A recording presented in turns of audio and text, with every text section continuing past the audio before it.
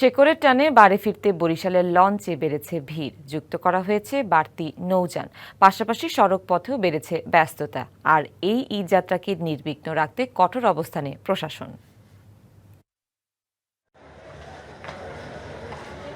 নারীর টানে প্রিয়জনদের সাথে ঈদ করতে বরিশালে আসছেন মানুষ।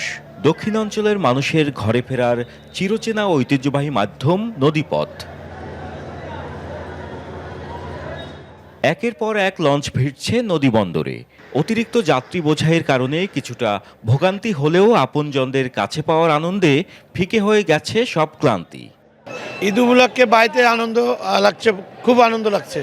কেন ছেলে মেয়ে ভাই বোন নিয়ে ঈদ করবো, এটা যথেষ্ট আনন্দের। লঞ্চে মোটামুটি ব্যাপক পরিমাণে ভিড় ছিল।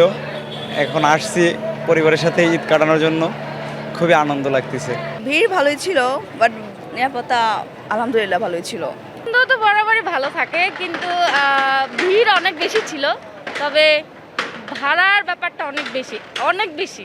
এবার ভিড় কম, মানুষ আগে ভাগে অনেকে চলে গেছে, এই কারণে লঞ্চও বেশি আছে, অনেকগুলো লঞ্চ আছে। যাত্রীদের এই বিশাল চাপ সামাল দিতে ঢাকা বরিশাল নৌরুটে যুক্ত করা হয়েছে বাড়তি নৌযান। পাশাপাশি নৌরুটে নিরাপত্তা বজায় রাখতে চালকদের দেয়া হয়েছে নির্দেশনা। অতিরিক্ত যাত্রীর চাপ কমানোর জন্য সরকার অতিরিক্ত লঞ্চ দিয়েছে। নগদ নিয়ে এলো হার না মানা হার অফার।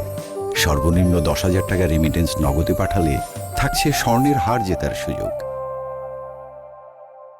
আগে যেমন 3-4টে লঞ্চ চলতো, এখন 10-12টা লঞ্চ আছে, বড় বড় লঞ্চ, যার জন্য যাত্রী তেমন একটা যাতায়াতের অসুবিধা হয় নাই।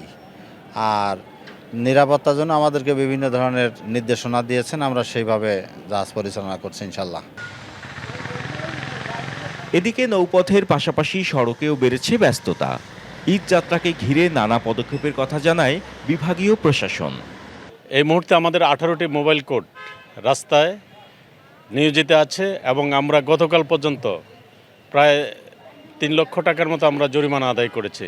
বিভাগীয় প্রশাসন, জেলা প্রশাসন, আমাদের নির্বাহী ম্যাজিস্ট্রেটগণ দিনরাত এই অক্লান্ত পরিশ্রম করে যাচ্ছেন, যাতে করে ড্রাইভাররা গাড়ি চালায়, কোনো ধরনের যাতে দুর্ঘটনা হয়। প্রত্যেকটা জীবন আমাদের কাছে খুবই গুরুত্বপূর্ণ। ভিড় ঠেলে শেষ পর্যন্ত আনন্দের বার্তা নিয়েই ঘরে ফিরছে মানুষ। ঈদযাত্রা শেষ পর্যন্ত নির্বিঘ্ন, নিরাপদ এবং উৎসবমুখর থাকবে এমন প্রত্যাশা সকলের। Ziad Mahmud, DBC news, Barishal.